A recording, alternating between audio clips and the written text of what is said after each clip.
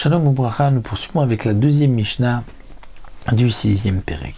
Là, dans cette Mishnah et dans les Mishnayot qui suivront, on va un peu sortir de Masechet Nida.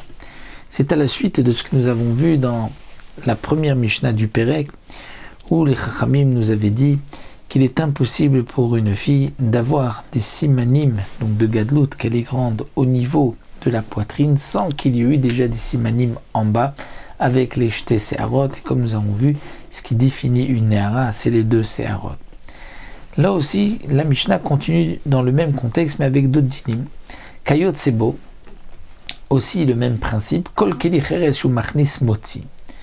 Tout keli cheres, tout ustensile en terre cuite, qui a été percé, il a un trou, et où machnis, il fait rentrer de l'eau, c'est-à-dire que lorsqu'on le pose dans l'eau, l'eau peut pénétrer à travers ce trou. Eh bien, c'est sûr que motzi, que ce trou-là fait sortir de l'eau. C'est-à-dire que si le cli est plein et qu'il a un trou de cette grandeur, que l'eau peut rentrer, alors c'est sûr que l'eau peut sortir aussi. Mais yesh et motzi veno machnis. Parfois, le contraire, ce n'est pas la même chose, pour le contraire, yesh et motzi veno machnis. C'est-à-dire que pour le contraire, il peut y avoir un trou qui permet à l'eau de sortir, mais il n'est pas suffisamment gros et l'eau ne pourra pas pénétrer à l'intérieur. Et donc ce que le Tana veut nous enseigner ici, c'est que tout keli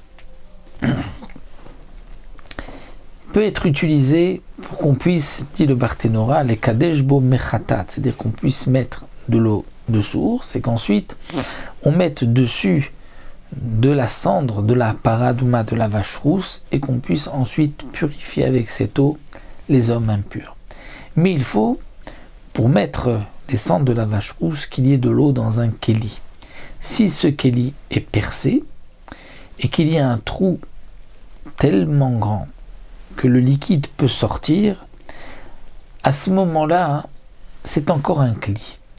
Pour qu'il perde son statut de kli, il faut que le trou soit encore un peu plus gros et que même le liquide puisse pénétrer, si on le mettait dans de l'eau, il puisse pénétrer.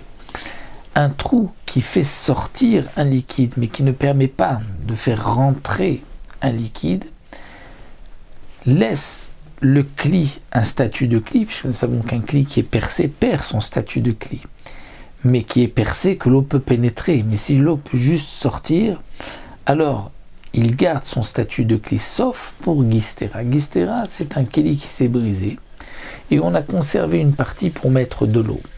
Si ce keli est percé et que l'eau coule à travers ce trou-là, là on ne se sert plus de ce Gistera, de ce kli. Pourquoi? Parce que lorsque nous avons un kli qui a un petit trou et qu'un liquide sort, alors on met un Gistera, un morceau de terre cuite en dessous, pour fermer, pour garder l'eau qui va couler. Mais si le kli lui-même est Gistera, on ne va pas demander pour cette Gistera un autre Gistera. Ça, c'est ce que le Barthénora nous rapporte ici. Donc la Mishnah vient nous dire la chose suivante. Le Tana vient nous dire un kli, tout kli cheres, shiu machnis, qui peut faire rentrer de l'eau. Donc lui est pasoul pour les cendres de la vache rousse. Eh bien, il sera aussi évidemment pasoul pour Gistera.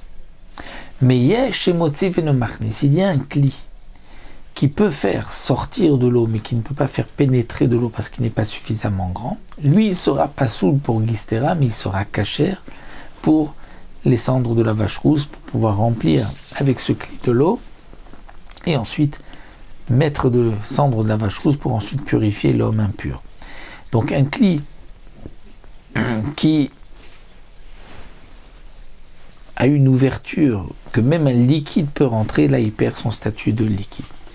Par rapport donc au dinim de vache rousse, puisqu'il y a d'autres dinim, d'autres trous, par rapport même le kli d'un balabait, il y a aussi une notion de kemotzi rimon, tant qu'une grenade ne sort pas à travers, on peut quand même garder le kli. Ça c'est par rapport à d'autres dinim.